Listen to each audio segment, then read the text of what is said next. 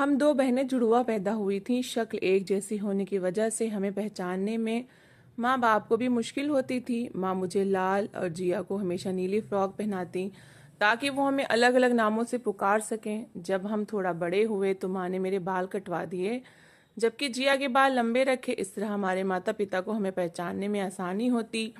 हम दोनों बहनों की सेहत अच्छी थी, कदकाठी एक जैसी थी, वेट भी बराबर था, रंगत गोरी और दोनों के बाल काले थे। इतनी समानता पर स्कूल टीचर्स हैरान होती थीं। एक सा यूनिफॉर्म होता तब टीचर्स को पहचानने में मुश्किल होती थी, तो उन्होंने हमें अलग अलग सेक्शन में बिठा दिया। मैं फर्स्ट ईयर में पहुंची। उस समय मेरी उम्र 16 साल थी जबकि जिया भी फर्स्ट ईयर में थी। उसने आर्ट्स में एडमिशन लिया था जबकि मैंने साइंस साइड से पढ़ाई की थी। मुझे डॉक्टर बनने का शौक था और जिया सिर्फ इसलिए कॉलेज जाती थी कि माँ पिताजी पढ़ा रहे थे। वो पूरी तरह घरेलू लड़की थी, पढ़ाई से ज्यादा घर के कामों में रुचि रखती थी। कहती थी ज्यादा पढ़ कर क्या करना है, बाद में चूल्हा हांडी से ही वास्ता होगा। वो कॉलेज से आकर थोड़ी देर आराम करती, फिर माँ के साथ काम में लग जाती। घर की सफाई, डस्टिंग, कपड़ों की धुलाई, प्रेस, ये सारे काम बहुत शौक से करती थी। खास तौर पर नई नई डिशेस बनाना उसका फेवरेट काम था। इन दिनों एक रिश्ता मेरे लिए आ गया। हमारी क्लास टीचर ने अपने भाई के लिए रिश्ता मांगा जिसका नाम रितेश था और वो इंजीनियर था। उम्र में मुझसे 9 साल बड़ा था। बहरहाल मैं अपनी टीचर को इतना पसंद आई कि उन्होंने मेरी माँ पिताजी से मुझे मांग लिया। माँ को भी हमारी शादी की चिंता थी। उन्होंने रितेश को 2-3 बार देखा, उन्हें भी रितेश पसंद आ गए। इस तरह रिश्ता तय कर दिया गया। जब मेरी शादी हुई इस समय मैं नीट का एग्जाम दे चुकी थी, रिजल्ट का इंतजार था। इन्हीं दिनों एक कंपनी की तरफ से रितेश की जॉब अमेरिका में लग गई। वो पहले से ही एक फॉरेन कंपनी में काम कर रहे थे। उन्होंने माँ से वादा किया कि अगर निया आगे पढ़ना चाहेगी तो मैं इसे वहां पढ़ने का मौका दूंगा। आप शादी कर दीजिए। अमेरिका आकर मुझे कौन सा पढ़ना था। मैंने घरदारी संभाल ली। मेरे पति की नौकरी अच्छी थी, को सब कुछ कंपनी की तरफ से मिला था। मुझे नौकरी करने की भी जरूरत न थी। इसी तरह समय अच्छा बीतने लगा और जब कंपनी से कॉन्ट्रैक्ट खत्म हुआ तो अमेरिका में ही एक और कंपनी में जॉब की ऑफर मिल गई। अब हम इंडिया नहीं जा सकते थे जबकि मुझे घर वालों की बहुत याद आती थी। सबसे ज्यादा जिया की याद सताती थी। मैं अक्सर उससे फोन पर बातें किया करती थी। एक दिन सुना कि उसका रिश्ता तय हो गया। माँ ने बताया कि 3 महीने बाद शादी है, सारी तैयारी कर ली, तुम्हें बहन की शादी में जरूर आना है। जी तो मेरा भी बहुत चाहता था कि बहन की शादी में जाऊं, लेकिन मेरे लिए इंडिया जाना आसान नहीं था। हमने यहाँ वीजा बढ़ाने के लिए अप्लाई किया हुआ था और अब तय समय पर सीमा तक हमको हमको यहाँ रहना था। मेरे पति को जॉब करते रहना भी जरूरी था। जिया की शादी हो गई और मैं अपनी बहन की शादी में ना जा सकी जिसका मुझे बहुत दुख था। बहरहाल समय बीतता रहा इस उम्मीद पर कि इंडिया जाऊंगी तो अपनी बहन से मिलूंगी। एक दिन रितेश के साथ उनका एक जानने वाला हमारे घर आ गया। रितेश ने मुझे बताया कि ये हमारे इंडियन भाई हैं, इनके लिए इंडियन खाना बनाओ। मैंने खाना बनाया और वो आदमी जिसका नाम अनुज था मेरे पति के साथ गपशप में बिजी रहा। धीरे धीरे अनुज की रितेश के साथ दोस्ती गहरी होती गई। रोज का आना जाना रूटीन हो गया। रात का खाना भी अनुज हमारे साथ खाने लगा। वो स्वभाव तो शक्ल सूरत का अच्छा था। जल्दी उसने हमारे बीच एक फैमिली मेंबर की तरह हो गया। सच तो ये है कि उसके आ जाने से घर में रौनक हो जाती थी। मेरे बच्चे अनुज से मिलकर खुश होते, वो भी हमारे बच्चों से प्यार करता था। मैंने महसूस किया कि उसके अंदर एक अकेलेपन का एहसास है जिसे वो छुपाए रहता है। उसे बहुत अच्छे अच्छे चुटकुले आते, वो हमें खूब हंसाता था। उसकी बातों में टाइम का पता ही नहीं चलता था। हमारे बच्चे भी सिर्फ उसके दीवाने न थे, हम दोनों पति पत्नी भी अनुज को पसंद करते थे। अमेरिका में एक दोस्त के सिवा अनुज का कोई जानने वाला नहीं था। वो हमारे घर में अपनाइयत महसूस करता था और मुझे अपनी बहन कहता। मैं भी एक भाई का प्यार पाकर बहुत खुश थी। एक दिन अनुज आया तो बहुत उदास था। मैंने पूछा, भाई क्या बात है, क्यों उदास हो? कहने लगा, माँ काफी बीमार हैं और मैं उनकी सेवा के लिए इंडिया नहीं जा सकता। रितेश बोले, क्यों, ऐसी क्या बात है? अगर पैसे नहीं है तो मुझसे ले लो और जॉब की चिंता ना करो। नौकरी तो फिर मिल जाएगी लेकिन माँ फिर ना मिलेगी। यही तो दुख है, उसने जवाब दिया। मुझे माँ से बहुत प्यार है, माँ भी मुझसे बहुत प्यार करती हैं और मेरी जुदाई में बीमार हैं और मैं जा ही नहीं सकता। क्यों नहीं जा सकते? भगवान न करे कैद तो नहीं हो, आखिर ऐसी क्या मजबूरी है जो नहीं जा सकते? उसने कहा कि मजबूरी मेरी भाभी हैं जिनकी शक्ल हूबहू आपसे मिलती है। मुझसे मिलती है? मैंने हैरत से सवाल किया। हाँ, इतनी ज्यादा कि जब मैंने पहली बार आपको देखा तो मैं हैरान रह गया।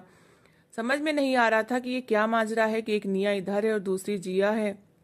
मगर आपने जब अपना नाम निया बताया तो मैं भगवान की करनी पर हैरान हुआ कि ये सूरत एक जैसी है और आपके नाम भी इतने मिलते हैं। आपसे मैंने इस टॉपिक पर कोई बात ना की क्योंकि मैं अपने जख्मों को और कुरेदना नहीं चाहता था। जख्म, जब मैंने हैरत से इन शब्दों को दोहराया तो उसने कहा, हाँ, समय ने ऐसा जख्म दिया है जो किसी तरह भरता ही नहीं है। किसी की याद को भुलाने के लिए मैंने देश छोड़ा है और ये मजबूरी है मेरी कि अब मैं कभी उस घर नहीं जा सकता जहां वो रहती है, क्योंकि वो मेरे ही घर में रहती है। ये अजीब कहानी है। अनुज, प्लीज क्या तुम इस बारे में बताओगे? अब तो ज्यादा समय हो गया है। कल बताऊंगा, कल छुट्टी है, सुबह आऊंगा और फिर बताऊंगा। आज देर हो जाएगी और सुबह जॉब पर भी जाना है। चलो ठीक है। अनुज ने रात का खाना भी उस दिन थोड़ा सा खाया। वो बहुत उदास लग रहा था। अगले दिन संडे था। वो 11:30 बजे के करीब आ गया। मैंने उसे नाश्ता दिया और रितेश ने चाय ली। फिर वो बोले, 2-3 घंटे के लिए जाना है, कुछ काम है, दोपहर के खाने तक लौट आऊंगा, तब तक तुम बहन भाई आपस में गपशप करो। रितेश चले गए तो मैंने अनुज को कल की बात याद दिलाई। वो थोड़ी देर चुप रहा, फिर बोला, बात यह है कि जब मैंने इंटर के बाद बीएससी में एडमिशन लिया तो पढ़ाई में बहुत ज़्यादा सीरियस था, लेकिन बदकिस्मती से हमारे कॉलेज के पास ही लड़कियों का कॉलेज था। संयोग से हमारी भी उसी टाइम छुट्टी होती जिस टाइम लड़कियों की होती थी। मेरे क्लास फेलो अक्सर कुछ देर अपने कॉलेज के बाहर खड़े लड़कियों को देखते और फिर अपने अपने रास्ते जाते। इससे पहले मैं जिस कॉलेज में पढ़ता था वहाँ न लड़कियों का कोई स्कूल था और ना ही कॉलेज। हम सारे दोस्त सुबह आते, सारे पीरियड्स अटेंड करते, कुछ देर क्रिकेट खेलते और अपने अपने घरों को चले जाते। इसके सिवा हमारा कोई और काम न था। नए कॉलेज में एडमिशन लेते ही दिमाग की दुनिया बदलने लगी, क्योंकि यहाँ की बात और ही थी। हर तरफ रंग बिखरे हुए थे। ऐसे माहौल और ऐसे रंगीन फिजा में एक नौजवान अपने आप को कैसे रंगों से दूर रख सकता है। कुछ दोस्त ऐसे मिले जो मुझे अपने साथ इस काम में घसीटने लगे। वो छुट्टी के बाद अपने साथ ले आते और हमने बाकायदा कॉलेज के बाहर खड़ा होना शुरू कर दिया। हर तरह के लड़के थे।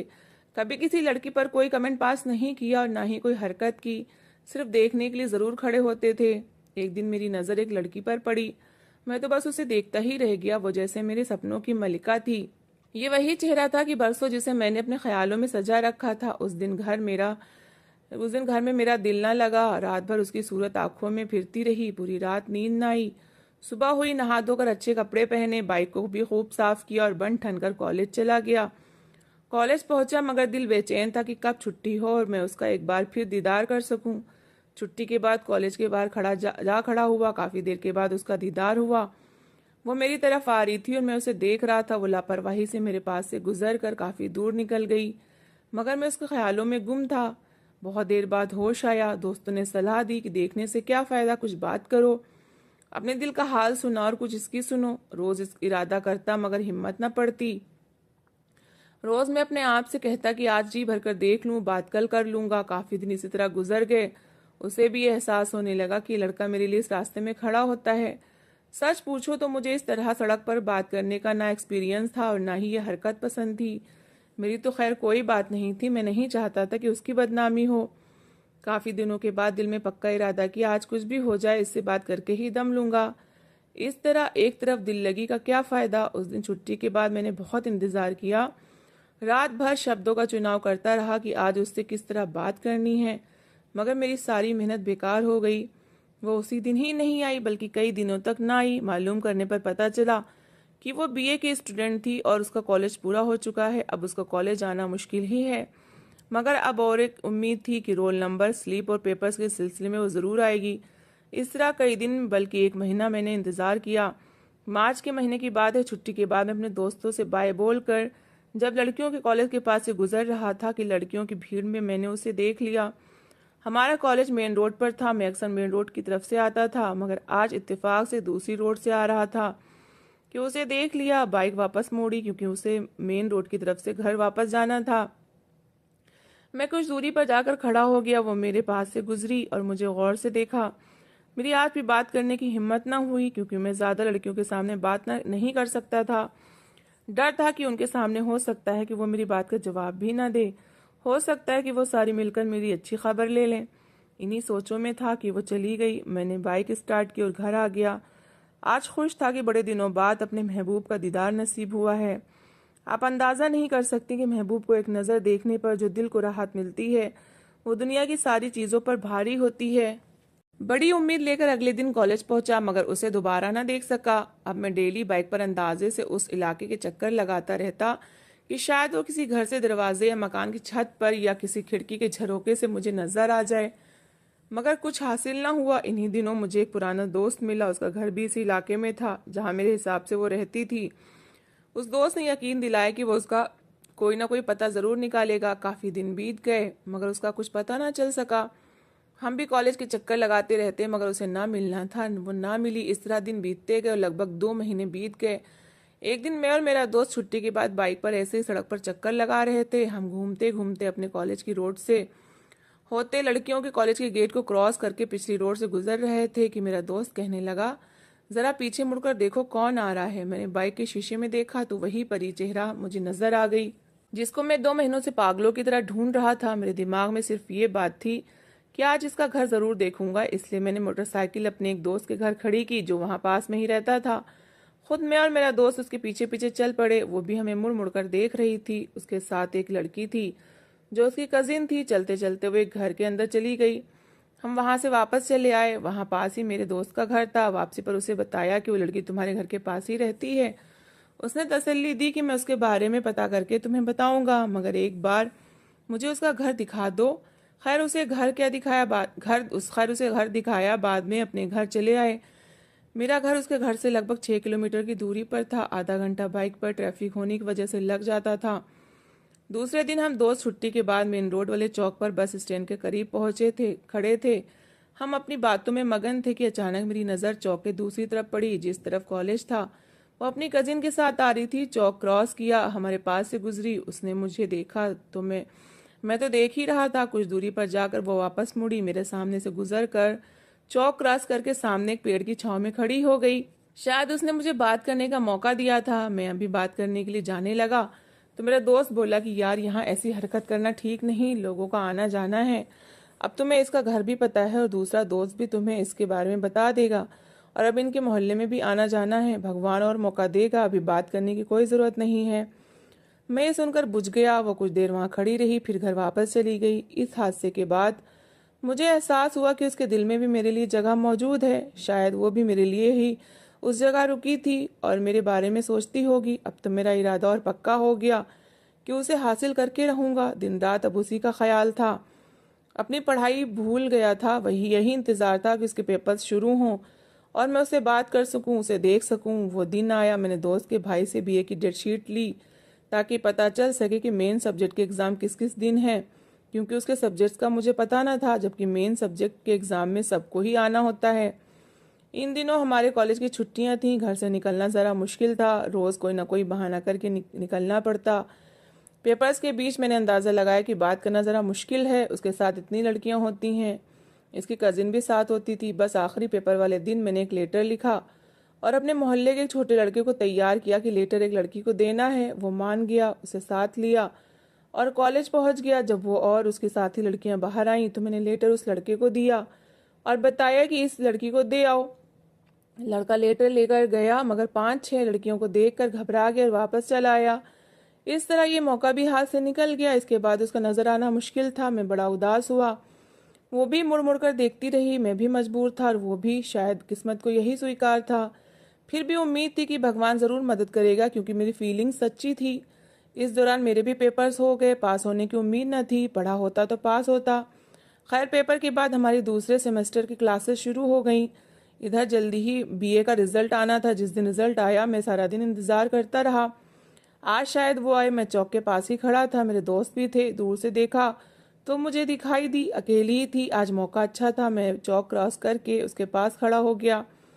जब वो मेरे पास से गुजरी तो मैंने उसे रोकना चाहा, मगर वो ना रुकी। मैं मोटरसाइकिल खड़ी करके उसके पीछे पीछे पैदल चल पड़ा। पास जाकर हेलो किया। उसने जवाब में हाय बोला।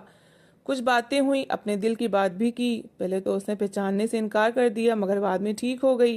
काफी डर रही थी। जब आबादी करीब आई तो उसने मुझे कहा कि अब मैं वापस चला जाऊं, किसी ने देख लिया तो बुरा होगा। मैं बाय बोलकर वापस चला आया, मगर बाद में मुलाकात करने के लिए ना टाइम लिया और ना ही मिलने का तरीका पूछा। ऐसे ही खुशी खुशी वापस चला आया। दोस्तों ने मुझे पकड़ लिया कि हमारी इस खुशी के मौके पर दावत करो। उन्हें होटल में खाना खिलाया और घर वापस आ गया। आज मैं काफ़ी खुश था कि कुछ तो बात हुई। पहले तो उसकी शक्ल ही देखी थी, आज उसकी खूबसूरत आवाज़ भी सुन ली। कई दिन तक चक्कर लगाता रहा, मगर फिर वो नज़र न आई। अंदाज़ा लगाया कि वो घर में नहीं बल्कि शहर से ही चली गई है। अब काफ़ी दिन बल्कि महीने गुजर गए, उसकी खबर ना मिली। उसे देखने के लिए आंखें तरसने लगी। शायद उसने मुझसे मोहब्बत ना की हो, मगर मैंने उसे दिल के गहराइयों से चाहा था। जिस दिन से उसे देखा था वो मेरे दिल में एक पल के लिए भी दूर ना हुई थी। मैं सोचता था कि क्या ऐसी भी मोहब्बत होती है जिससे मोहब्बत की जाए, उसे किसी की सच्ची फीलिंग्स की खबर ही ना हो। भगवान गवाह है कि सड़कों पर, मोहल्ले की गलियों में और लड़कियों के कॉलेज के बाहर सिर्फ उसे एक नज़र देखने के लिए खड़ा होता था, और उसके सिवा आज तक किसी और लड़की को मैंने इस नज़र से नहीं देखा था। मैंने सिर्फ उससे प्यार किया था कि जिसका मैं इतने दिनों तक नाम नहीं जानता था। क्या वो तुम्हें कभी नहीं मिली? क्या उसकी कोई झलक भी नहीं देख सके? मेरे सवाल पर वो गहरी सोच में डूब गया। काफी देर बाद गहरे कुएं से जैसे आवाज आई, हाँ मिली भी और उसे देखा भी, मगर ऐसे रूप में मिली कि फिर उसे देखने की इच्छा ही मर गई। इसके बाद मैंने हमेशा हमेशा के लिए वो घर, वो शहर, वो जगह और वो देश ही छोड़ दिया। वो तुम्हें कहाँ मिली थी आखिरी बार? मेरी जिज्ञासा तो आखिरी हद तक पहुंच चुकी थी। इन दिनों मेरे बड़े भाई के लिए माँ लड़कियां देख रही थी। उन्हें कोई लड़की नहीं जच रही थी। आखिरकार एक लड़की उन्हें पसंद आ गई और कुछ महीने बाद बड़े भाई की शादी हो गई। जब भाभी आई उनसे मिलने गया। ये उनकी शादी का दूसरा दिन था। शाम को रिसेप्शन था। माँ ने मुझे घड़ी दी कि भाभी का चेहरा पहली बार देखो तो मुंह दिखाई में उन्हें घड़ी देना। वो मुंह नीचे किए बैठी थी। साड़ी के पल्लू से चेहरा साफ दिखाई नहीं दे रहा था। भाभी मुंह तो दिखाओ, मैं आपके लिए घड़ी लाया हूँ। उसने मुंह ऊपर किया और मेरा दिल धड़कना भूल गया। पहली नज़र के बाद में दूसरी नज़र उस चेहरे पर न डाल सका, क्योंकि मेरी भाभी वही लड़की थी जिसे मैं दीवाना बनकर ढूंढ रहा था। तभी घड़ी मैंने उसके कदमों में रख दी और कमरे से बाहर आ गया। मैंने अपने कपड़ों का बैग भी न उठाया, बस जैसे खड़ा था वैसे ही घर से निकल गया। हमेशा हमेशा के लिए। किसी को पता न था मैं कहाँ गया हूँ।